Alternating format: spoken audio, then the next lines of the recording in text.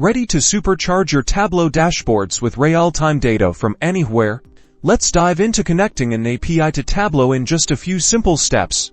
First, open Tableau and navigate to the Connect pane on the left-hand side. Look for Web Data Connector and click it. This is the key to bridging the gap between your API and Tableau. Now, you'll need the URL of the Web Data Connector. Do you want to use this? Might be a connector you've built yourself, or one provided by the API service. Paste the connector URL into the dialog box that appears and press enter. Tableau will now load the Web Data Connector. You might be prompted to authenticate with the API using an API key or other credentials. Follow the instructions provided by the connector. Configure the connector by specifying any required parameters, such as date ranges, currencies, or specific data points you want to extract. This will depend on the API and the connector's design. Once configured, the connector will fetch the data from the API and display it in Tableau's data source view. Review the data to ensure it's what you expect.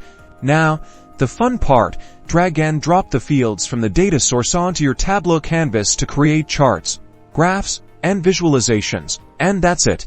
Your Tableau dashboard is now connected to a live API feed, giving you real-time insights and dynamic visualizations for informed decision-making.